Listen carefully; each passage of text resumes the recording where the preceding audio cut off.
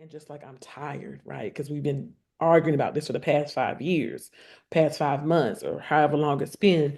And many times it is the communication that, their unwillingness to change how they deal with each other, how they communicate each other, unwillingness to go and sit before a therapist or a counselor or a mediator to say, hey, this is who I used to be. This is who I am now. This is who I want to be now with this person. And it's hard for some people to articulate that, and it's even harder for other people to hear it sometimes, especially if a partner feels like they've been blindsided, like maybe they've been going on willy nilly, and the person, because they have not communicated this whole time, right, has been building this case, and all of a sudden they're in my office, and now they're like, oh, I had no idea. Do you know, yes, one lady from TikTok, she says, I can't see her name from here. I need my glasses. She says, yes, I resonate. Okay, thank I resonate with that. So, you. um, yeah, so it's probably common. I think so. I mean, I see it. I see all kinds of couples, right? And it is something that I see over and over again. And one of the exercises I try to do with them before we get started is, let's go back to when you first met, right? Let's go back to that day that you decided that, hey, this is the guy that I want. This is the girl I want. What was it about them, right? And many times I see their face like light up, like, oh, I've forgotten, right? Like they remember. Oh, and when you read my bio, that whole thing, back to love, that's what I like to help people get to if it's possible, right? But you have to have two willing people who are willing to do sometimes very hard work, and long sometimes work. So I try to get them back to that sweet spot, to that romantic spot. And for many couples, it's good to, like, you see a light come on and they both talk very lovingly about that moment, and several moments sometimes. And so, yeah. There's a book that we were reading in our marriage class. Mhm. It helped transform my marriage. Came out recently, but I think the study is somewhat fairly new. But Mhm. it's called The Mindful Marriage by Ron and Nan Deal. It's like I heard of the couple, but I haven't read that book yet. Yeah. Um, I'll have a link in the description. But they talked about like not repeating this dance because, like you said, the conversations, the arguments, they're the same. They're this dance. Mhm. It's the same dance. It's the same arguments for Mhm. years and years. And he was talking about, so who's going to break the dance? Yes. Who's going to become emotionally regulated? Yep. And he had like these 4 steps. But I mean, it is Sounds very good. transformative. Yeah. It sounds very good. So, uh, well, you know what? I want to take a break for a second because I wanted to talk about our sponsor at Love Fearlessly Intimacy Card Deck that my wife and I created. 30 card deck just to get to know your spouse, your significant other, someone you're dating, getting to know them better. We talked about, people changing. So when you ask these questions, you'll be surprised. Sometimes you'll say, "Oh, I didn't know you thought like that. Mhm. I thought you were like that." So I'm going to pull a card from the deck. You can find those intimacy cards at scaredtoremarry.com. I'll have it in the description below. So I want to pull a card and I want to read it, and you let me know what you think. Okay, sounds good. All right. How do you define infidelity or betrayal within the context of a relationship? That's a good one. Because that's the other thing I see, right? When I have arguing spouses who say, but I caught them talking to another lady or to another man, and the trespassing spouse will say, but we just were talking. We haven't done anything. We haven't crossed the line. So I think that is an issue, right? There is a general definition, but I do think that people tailor it based on, where they are in life. And so for me, there's something called emotional, right? Yeah. Emotional infidelity. And there's some people who argue that that's even stronger because being able to reach the spirit and maybe even soul of somebody emotionally, right, pierces deeper than the sexual or physical. I've Um, heard that from a lot of women. yeah, I've heard that too. That a lot of women think if he has an emotional connection with the woman, they would rather him have slept with her and do that a few times and be done with it than for there to be an emotional connection. I've heard that. Yes. That's deep. It is, and I think because a lot of women complain about a man's unavailable emotionally, right? Mm. And so they've been struggling for the past 10 years to get him to open up, and all of a sudden he's opened up to the lady over there, right? Mm, I think that's where some of that the wife betrayed in terms of her feeling ultimately betrayed is that he couldn't be open and vulnerable with me. How could he be that way with her? I've been, I had his children, I took his last name, I've cleaned, all these things that they're thinking, which goes back to what I said about good communication, that lots of times infidelity is because of an absence or lack of something in the house, right? Granted, there's some people who cannot contain themselves, they don't have discipline. I recognize that. But for other cases, it may be that that person, which I do see that often too in couples, that they've been trying to get quality time or they've been trying to get a person to participate in activity with them. And they find somebody who's willing to go ballroom dancing or who's willing to learn how to golf with them or who's willing to, take every Friday night and leave the children behind, right? And they build and someone who listens, right? Because that's also something that that couples, sometimes stop doing to each other is listening.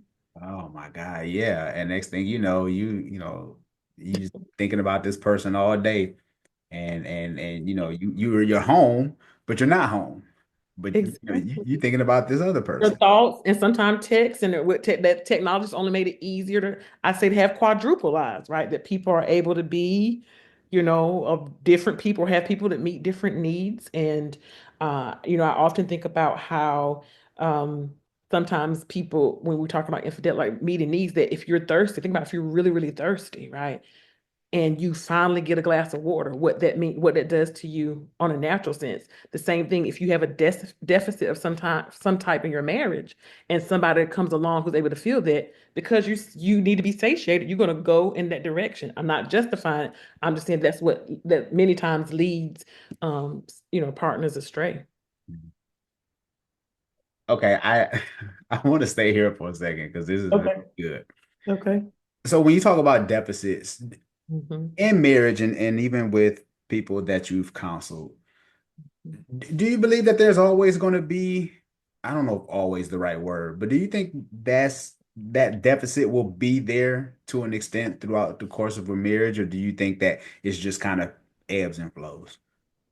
That's a great question. So if we go back to my growth mindset, right, that my needs yesterday may change tomorrow, right? If that's how I operate, then to answer your question, even when deficit arises, I'm going to grow so that I'm able to fulfill that deficit versus me saying, I've always been this way. My mama was this way. I'm going to continue to be this way. I'm not changing. Right.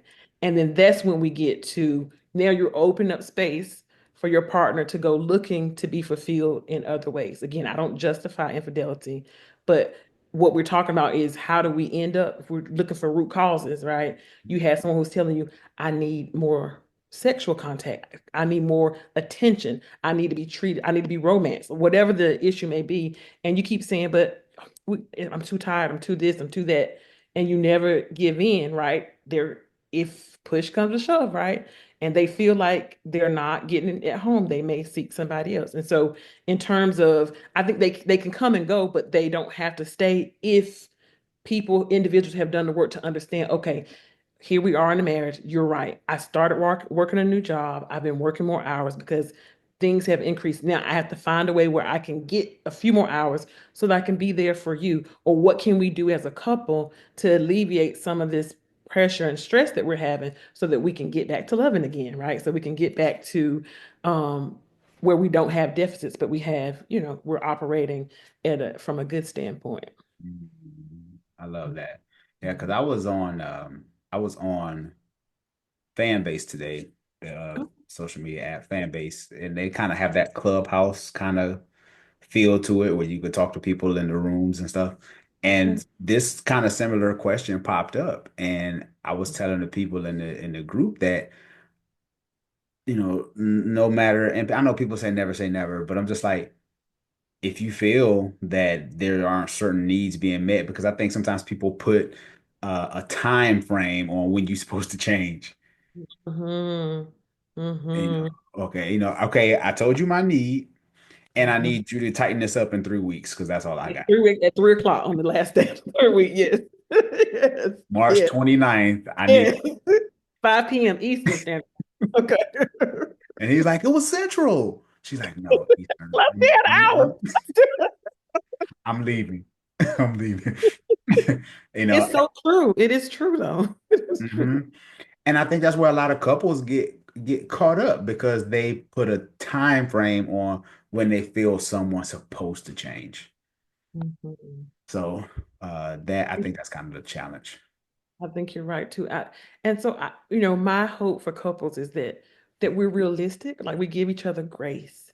And grace means that sometimes I may be weak, my temper may be raging, I may feel super stressed at work, but all that has to do with me regulating me.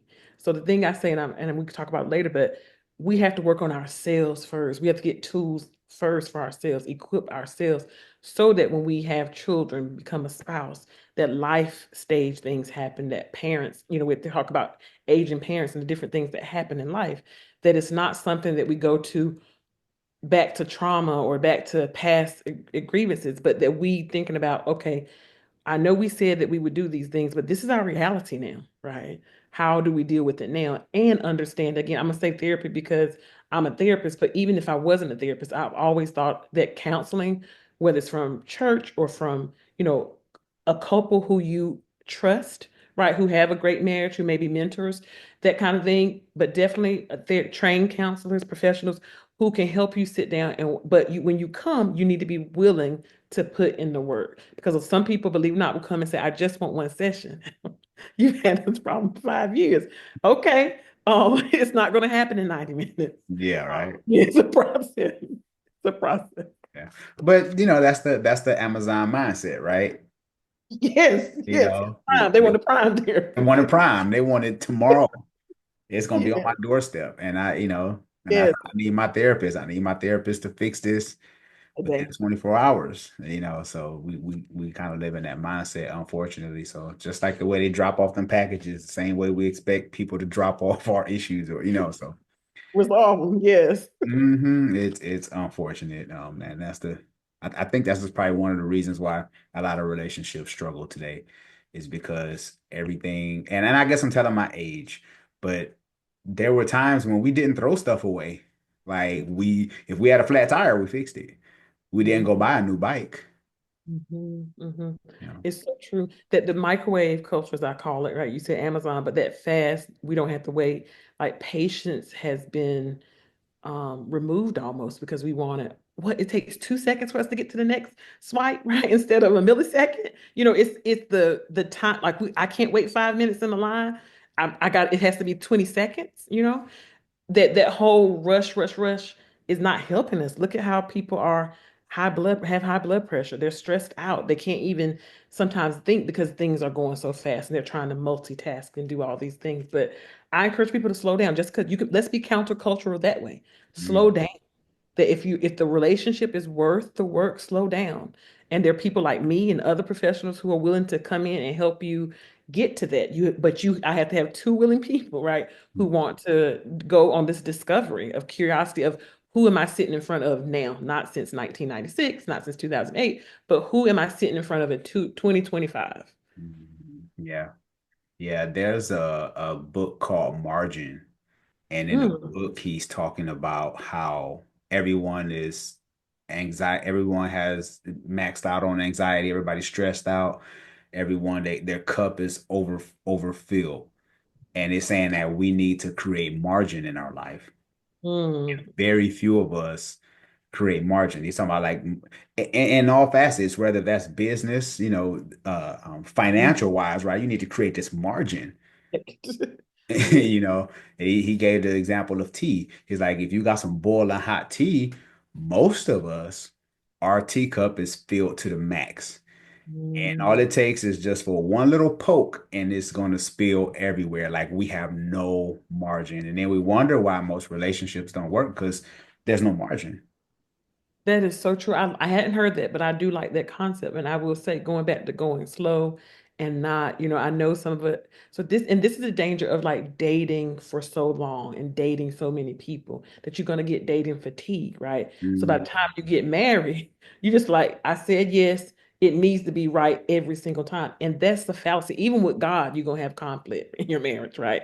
The question is, what tools do you have that you both have that you can use to help navigate those things? Because the other thing is, sometimes we're just doing things because people is how everybody else did it before us, instead of saying what works for our house, what works for our family, right? Maybe it's better if daddy stays home. Maybe it's better if mama stays home than us paying a salary for two newborns to go to daycare every week. You know what I'm saying? How yeah, do we downsize if we want peace and joy and like to really not be just strangers in the night, but actually had to live in a house that we're paying so much money for, to be able to enjoy the children that we gave birth to be able to enjoy our relationship, the love that we have. Maybe it means cutting back. Maybe it means moving to another place.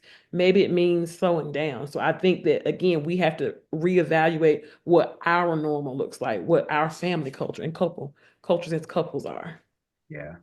I love it. That's so good. Yeah, because very few people are willing to downsize and to make the necessary shift, and it's just a season. I tell people it's just a season. You'll get through it. It'll help even build your testimony, It would. because even you get to this place where you like, we were on a struggle bus, but that's when we really, held tight to each other. And Um, I would agree with that because I heard one pastor say one time how a love that's been tested is a love that is strong, right? Because if you've been through hard things and you get to the other side, like you said, the strength is built, the testimony is built, right? You have something to reference the next time something comes along and you see what you're built of, yep, made of. Yeah, yep. I like it. Yeah, love it. Yeah, my old mentor, he used to tell me, great marriages aren't found, they're built. Ooh, I love that. Yeah, Yeah, yeah. we just want everything. What you bring to the table? I already got 10 cars, 30 houses. You got 30 Trust cars. funds. You got 60 houses. We just gonna bring all this stuff. That's gonna Yeah, divide us even further because we got more stuff than we anyway, that's another topic. yeah. Uh what advice do you have for people who feel like their relationship is missing one or more of these key elements of the four that you talked about? Yeah, I think it's what I mentioned before. If you are struggling in a relationship, it is not a weakness. It doesn't mean that you're a bad person for you to seek professional counseling. Or, like I said, sometimes we have mentors in our life who have been married for up 10 years. You know that they've been through some hard things and you want to get wisdom from them. Whomever. The Bible says there's safety. In the multitude of counseling, there's safety. And so I really believe that if you're struggling, if you're missing one or more of those elements I talked about, find a way to build that in you and in your relationship.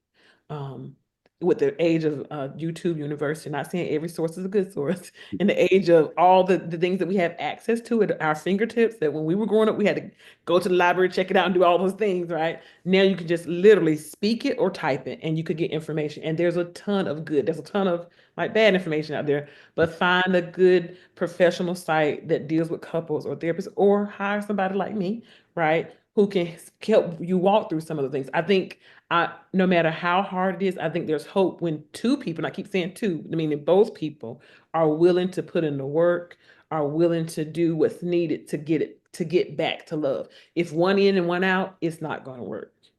If people are not going to be two people in it, but technically they're dishonest the whole time about what's going on, right? One has this whole beautiful picture, they're not being honest about their part in it, and vice versa. It's not going to work. But I do know when two people are committed to working on themselves, and as they're working on themselves, working on their relationship, it will all come together. And there are sometimes I do, I see that it doesn't work, right? But again, it's normally one of those things that I just said that both of them, one or both of them have decided, you know what, it's not worth it anymore. I don't want to put in the work that's required for us to get back to love. Mhm. Yeah, and that's the amazing thing about marriage. It just takes it's two people, but it just takes one to be like, nope. Yeah, so And true. yeah, it's that's all it takes. And it's like it's over just like that, and especially for the person who who wants to make it work, like that kind of devastation is tough because you like, I thought we was doing this, you know? I know that we've been going to all these sessions. I've been changing my behavior.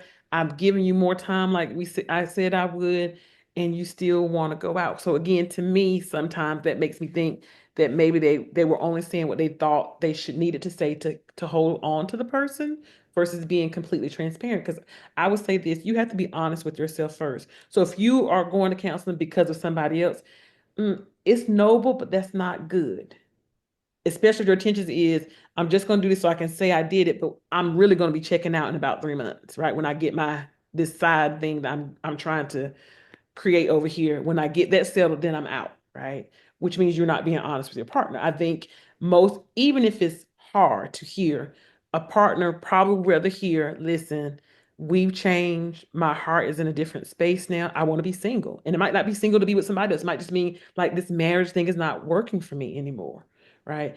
But they don't want to hurt feelings. They don't want to make somebody upset. But to me, the more you prolong it, the worse it is for the non trespassing spouse. So it has to be something that we are have meetings with yourself, checking with yourself, right? Is this relationship worth fighting for? If the answer is yes, proceed.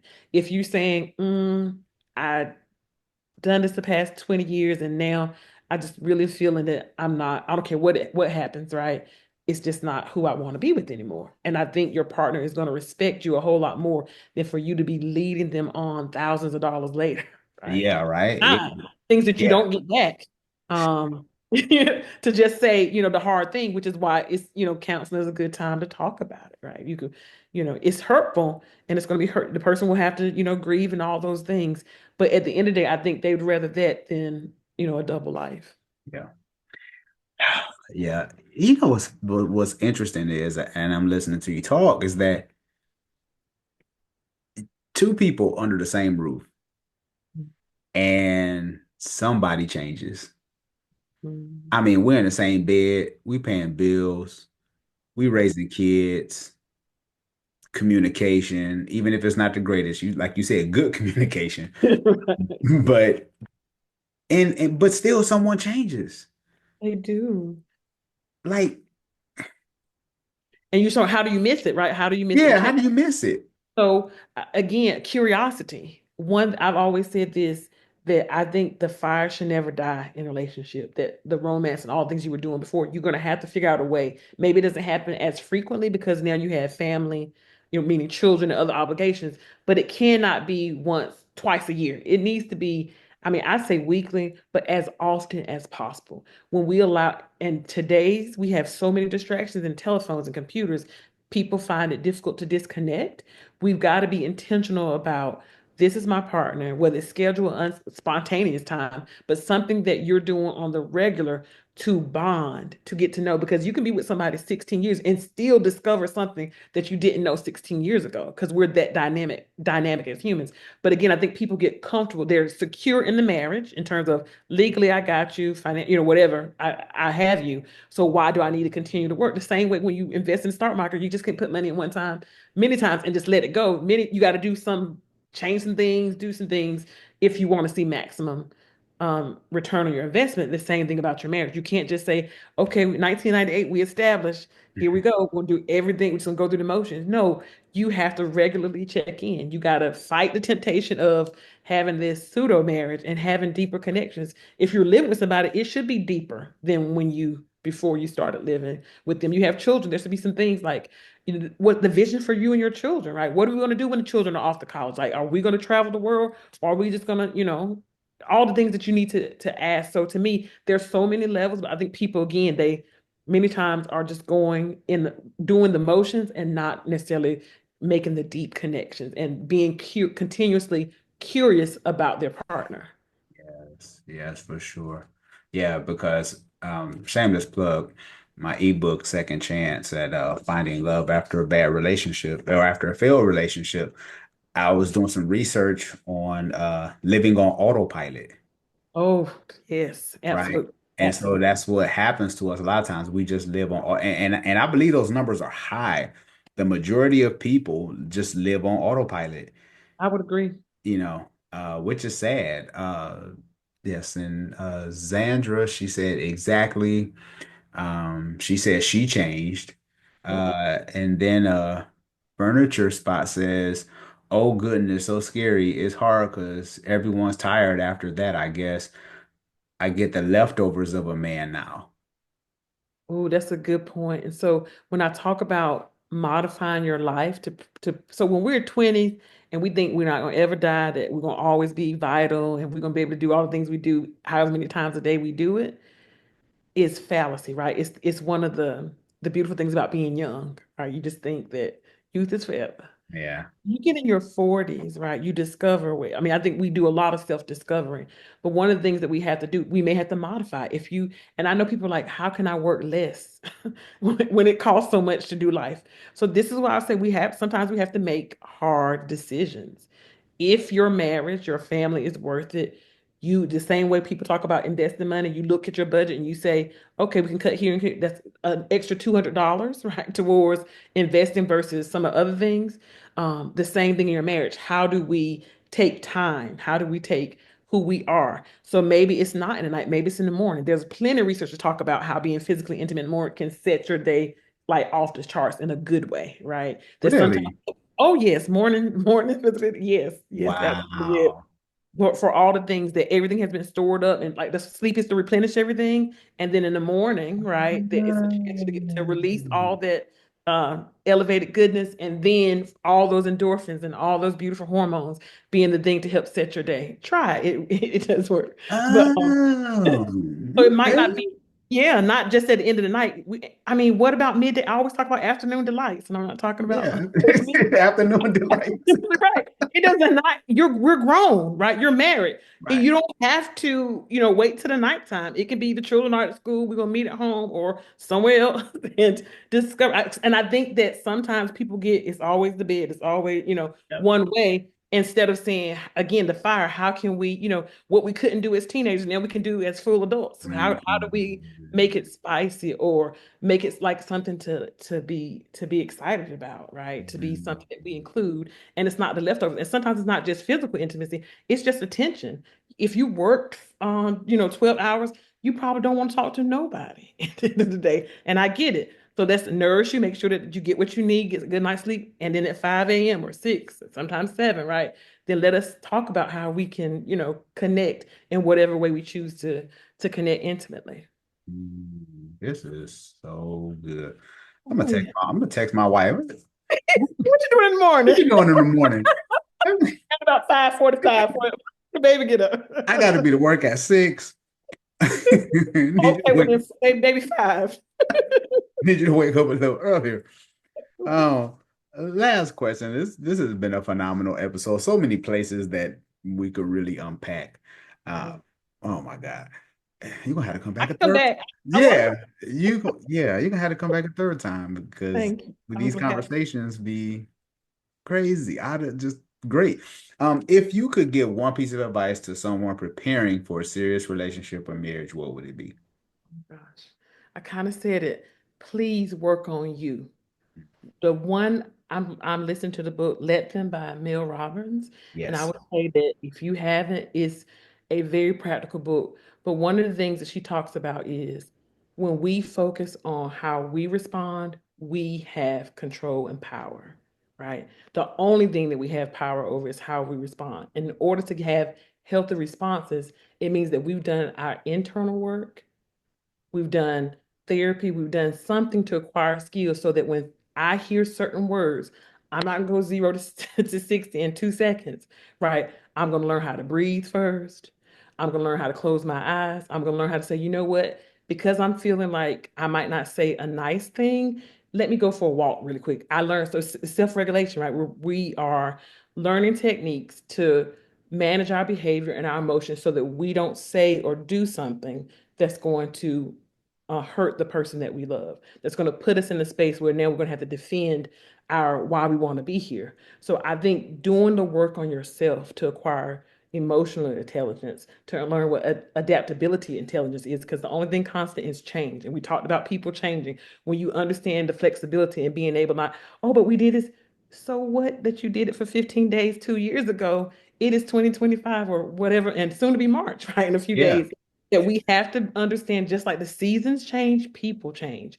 And when we have those internal tools, when we have those tools and things that we can go to, then we respond differently. So when I talked about myself, when I was working on my communication, our arguments decreased because I wasn't always questioning. I wasn't always doing things where I needed to have an argument about it. I just accepted that sometimes it was going to be that way, and knowing when to talk and when not to talk, right? Those were skills that I acquired that not only helped me in that relationship, but also helps me in my other relationships. Sometimes we don't need to speak, like learning to be quiet. All those are self skills. And so and the other thing is, when I know myself, because self-awareness I can is important, then I can articulate what I want, what I don't want. I'm clear about where I want to go. And it could be true in 2024 and it may change 2 years later, right? Or what have you. But if I don't know me, if I don't know what I want, then how can I articulate that to somebody who's supposed to be there, who wants to help me, right? Who wants to be supportive, who wants to give me what I want, who wants to learn how to navigate life in a partnership with me. So again, self-awareness, growing and gaining tools so that you can be emotionally responsible, right? Yeah. It's going to help you in your marriage, right? And understand it's an evolution, right? Because as you change, you're going to be dealing with your own identity and body and spiritual changes. Then to add a partner to that situation means you're going to have to be able to deal with theirs. Then you add children, right? So if you don't have those skills built up, it's just going to be a web and a tangle, and people are going to continue to be traumatized. People are not going to understand that, raising teens are just like raising toddlers. You got to learn how to, except for they're taller, bigger, they can speak a whole lot more, they're more articulate. And you haven't done your work, you understand you need to breathe first. And Mhm. that sometimes what you're seeing is just the behavior to be of the ice. So the top of the iceberg is the behavior, to go underneath the iceberg to understand like what is really going on. Why is it that every time I bring this up, you are outraged, right? And I asked nicely, but if you don't know you, if you haven't taken the time to know that person, then it's going to be hard for you to be able to have that kind of patience and that kind of resolve to handle sometimes very volatile situations. I do recommend that book, Let Them Too. That's a it's not she's not a psychologist, but she uses a lot of therapeutic information as well as very practical information. I think an eighth grader could listen to it and I think learn and glean something. So definitely adults. Gotta love Mel Robbins. Gotta love her. Yes. Xandra asked, what were the books? Yeah.